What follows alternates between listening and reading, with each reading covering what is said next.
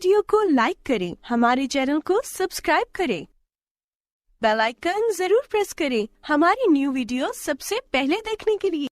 कि सैयदा उम्मे रुमान ने जब लोगों को बेहुदा गोई में मशगूल देखा, सोचिए, अपने आप को रख के देखिए कि आप एक माँ हैं और आपके बच्चे पर एक इल्जाम लग रहा है, तो माएं क्या करती हैं? क्या करती हैं माएं? जाके बाहर गली में या दूसरे के घर लड़ाई डाल देती, तुमने मेरे बच्चे को ये कहा क्यों? लेकिन उम्मे रुमान ने क्या किया? जब उन्होंने सुना कि उनकी बेटी पे इतना बड़ा इल्जाम लगा है, तो शदीद सदमे की बिना पे मदहोश होकर जमीन पे गिर पड़ी। लेकिन अल्लाह ताला पर पुख्ता ईमान ने उन्हें सब्र का दामन थामने और अल्लाह की किताब कुरान मजीद पर अमल पैरा होने पर आमादा किया। वो अल्लाह सुब्हानहू व तआला की बारगाह में गिड़गिड़ाने लगी, अल्लाह से फरियादें करने लगी, किसी से लड़ाई करने नहीं चली, अल्लाह से मदद मांगने लगी कि वो अपने फजलो करम से अबू बकर के खानदान को इस गम से निजात दे, क्योंकि वो कादिर मुतलक और हामी नासिर है। उम्मे रुमान ने सूरत हाल को अपनी लाडली बेटी से छुपाए रखा। उम्मे रुमान ने इस बात को अपनी बेटी से भी छुपाए रखा कि उस पर क्या इल्जाम लग रहा है। क्या जबरदस्त बात है। यानी इस चीज से मैं इतनी मुतासिर हूं। होता क्या है कि अगर हमारे बच्चे को किसी ने कुछ कह दिया या हमें उसकी कोई गलती पता चल गई, हम क्या करते हैं? हमारा तरीका क्या होता है? घर में तूफान ले आते हैं, ये हुआ क्यों? तुमने किया क्या था? उसकी शामत लाते, तुमने क्या किया था? अच्छा, अभी तहकीक ही कोई नहीं हुई। एक तो ना तहकीक हो जाए किसी, जो पहला वाकया था कि बच्चे को डांट डपट की कि क्यों किया ये, वो तो तहकीक हो चुकी।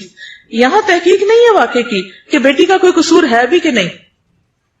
गम में है, सदमे में है, लेकिन बेटी को कुछ भी नहीं कहती, चुप है।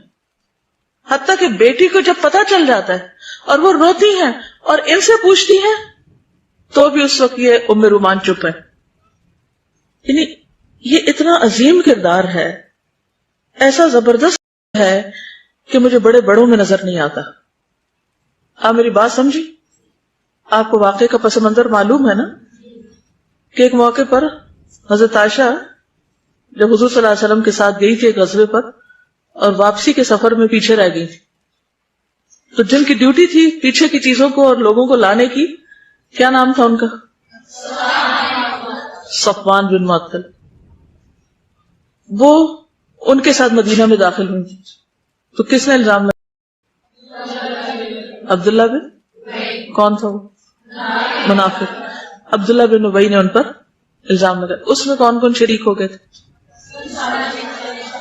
ज्यादातर मुनाफिकीन और सिर्फ 3 मुखलिस मोमिन, जिनमें से हमना बिन तजाज जो नबी सल्लल्लाहु अलैहि वसल्लम की एक अहलिया की बहन थी, बहन भी नहीं शरीक हुई, आपकी अहलिया भी नहीं, जो सौकन थी हजरत आयशा की, वो भी नहीं, उन्होंने कुछ भी नहीं कहा, बहन का साथ ही नहीं दिया। और मिस्ता थे और हसन बिन साबित, 3 लोग थे। अब आप देखिए कि वो 3 तो गलतफहमी में आगे इंसान थे, हो गया जो भी होना था, और उनको बाद में हद भी लगा दी गई।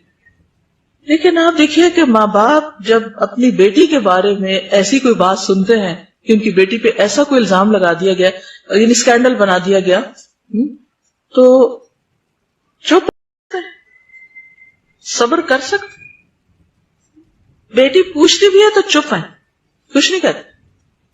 किस चीज ने चुप लगाई हुई है? हमें चुप क्यों नहीं लगती? जरा सी बात किसी की पता चले, चाहे झूठी क्यों ना हो, फौरन हमारे पेट में बल पड़ने लगता रहो, किसी ना किसी तरह दूसरे तक बस पहुंचा के छोड़ दें। तो पता फलां कैसा है, वो बड़ा इतना नेक बना फिरता है, और देखो उसका हाल क्या है। ऐसी खबरों से लोगों को किस कदर इंटरेस्ट होता है, और कई लोगों ने तो उसको कारोबार बना रखा है, वो इससे पैसे कमाते हैं ऐसी खबरें मशहूर करके, छाप के या देकर खबरों में, और लोगों की इज्जतें रौंदी जाती हैं, और दुनिया भर के लोग बैठ के तबसरे सिर्फ कर रहे होते हैं, और बार बार उन चीजों को रिपीट किया जाता है। लेकिन यहां पर आप देखें, खामोश, अल्लाह आलम, अल्लाह जानता है, हम नहीं जानते। कोई दिफा नहीं कर रहे बेटी का, और को बुरा भला नहीं कह रहे। कितना मजबूत किरदार है। जो शख्स इस काबिल हो जाए कि अपने अंदर के जज्बात को रोक ले और अपने मुंह पे लाफ कर दे, और घर घर में خبر نشر نہ کرے. بعض اوقات یہ ہوتا ہے کہ میاں میں کوئی برائی ہوتی ہے, بعض اوقات کسی اور میں ہوتی ہے, اب ہم چپ رہ ہی نہیں سکتے, ہر ایک کو جا بتاتے پھر کہتے کسی کو نہ بتانا, حالانکہ وہ 10 لوگوں کو پتا ہوتی ہے بات. اس کی اصلاح کی ضرورت نہیں. بہرحال حضرت عائشہ اس غم میں مبتلا ہوئی, بیمار ہو گئی. پھر حضور صلی اللہ علیہ وسلم نے بھی ان کو نہیں بتایا, کسی نے بھی نہیں بتایا.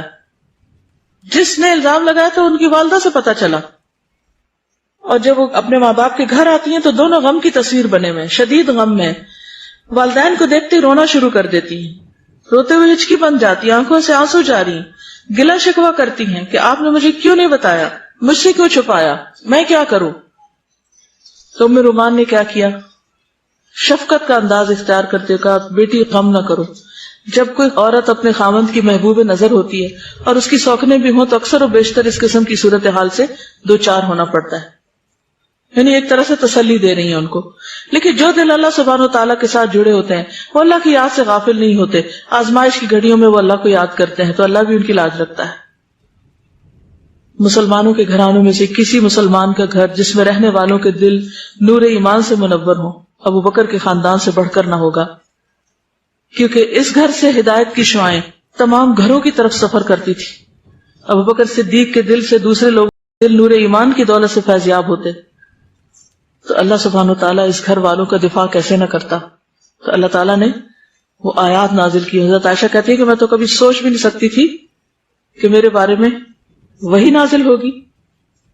تو بہرحال اللہ تعالیٰ نے ان کی صفائی پیش کر دی اور بات ختم ہو گئی. اور بعد میں بھی ہم نہیں دیکھتے کہ ان کی والدہ یا حضرت ابوبکر یہ قصے لے کے بیٹھے ہوئے دہرا رہے ہیں اور لوگوں کو ملامت کر رہے ہیں, بلکہ انہوں نے الزام لگایا تھا جن کو وہ وظیفہ دیتے تھے, اور جب روکنے کو دل چاہا تو اللہ تعالیٰ نے کہا کہ نہیں, معاف کر دو, اور پہلے سے بھی دگنا کر دیا.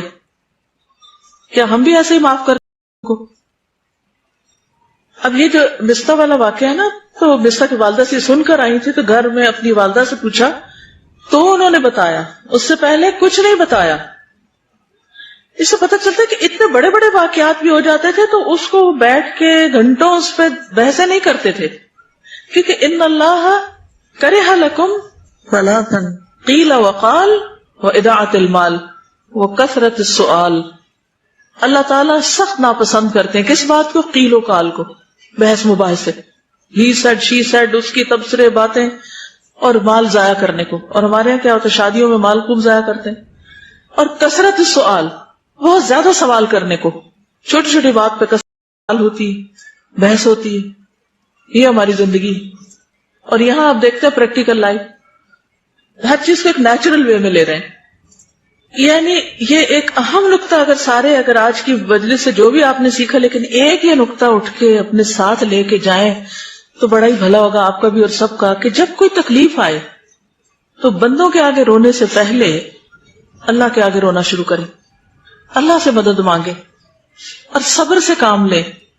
ہم کیا کرتے ہیں, بندوں کو فوراً بتاتے ہیں, پھر کسی کو بلیم کرتے ہیں, کسی پہ الزام تراشی کرتے ہیں, اور وہ معاملہ بگڑ کے کہیں سے کہیں چلا جاتا ہے, سیدھا ہونے کا نام نہیں لیتا. اب یہاں پر جب انہوں نے بیٹی کو بھی سمجھایا کہ اللہ لاج رکھے گا, خود بھی اللہ سے مدد مانگتی رہی, بیٹی کو بھی اللہ ہی کے حوالے کیا, اور اللہ نے کیسی آیات اتاری, کیسا دفاع کیا.